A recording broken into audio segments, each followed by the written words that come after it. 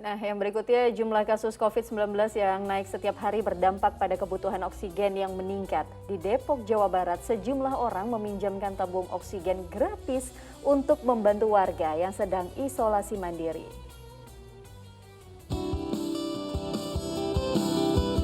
Inilah aktivitas di salah satu rumah di Komplek GDC, Sukma Jaya, Kota Depok, Jawa Barat, yang menjadi tempat peminjaman tabung oksigen gratis. Setiap harinya disiapkan 10 tabung oksigen agar dapat digunakan oleh warga yang sangat membutuhkan.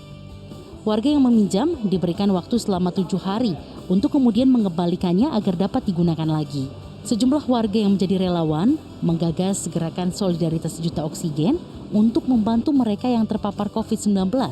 Dan ditujukan terutama untuk warga yang tidak mampu, ibu hamil, serta orang lanjut usia. Baru 2 hari ini dengan antusiasme masyarakat di Kota Depok dan sekitarnya sangat tinggi sekali. Seperti itu sampai kami kewalahan untuk menerima permintaan seperti itu.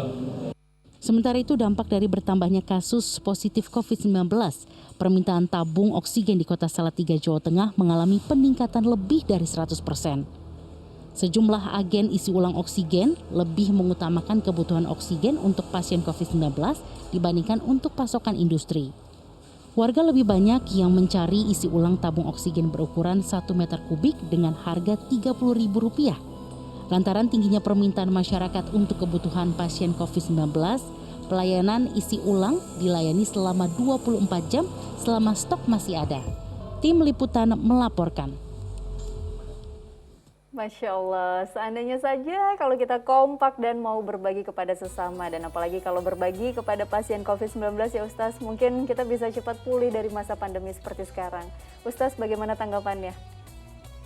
Ya, barakallahu fik ya, ini berkah ini.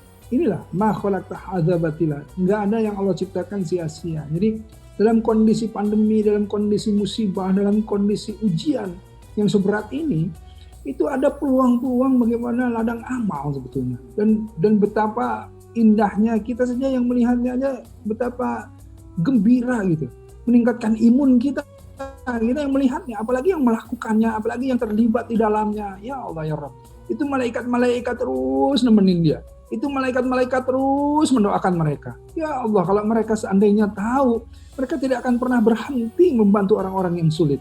Karena apa? Karena langit akan terbuka dan turun pertolongan Allah bagi mereka. Inilah yang diinginkan. Ya, ta'awun, di mana kita itu saling tolong menolong, di mana kita itu takaful, saling memikul beban. Dan disinilah iftar yang Rasulullah SAW sampaikan, belum sempurna iman seseorang itu jika dia belum bisa mencintai saudaranya sebagaimana dia mencintai dirinya. Jadi dia mendahulukan saudara-saudaranya daripada dirinya sendiri. Seperti tadi, yang punya oksigen itu dia lebih mementingkan pelayanan untuk orang-orang yang sakit daripada industri, kan begitu. Dan kemudian yang tadi warung, sebelum dia jualan dia sisihkan dulu untuk orang-orang yang sakit. Berkah itu ya Allah ya Rabb, berkah. Dan inilah yang perlu kita syiarkan, kita sebarkan, kita share berita-berita ini kemana-mana agar menjadi inspirasi di setiap daerah, inspirasi di negara kita, di bangsa kita ini. Dan insya Allah kalau ini yang terjadi, dalam kesulitan apapun, kita ta'aliful qulub, menyatukan hati, insya Allah kita bisa bersama-sama keluar dari sini. Insya Allah. Amin, insya Allah. Nah Ustaz, satu lagi yang ingin saya tanya. Kadang kan kita juga masih ada yang melihat pelanggaran, ada orang-orang yang melanggar aturan protokol kesehatan.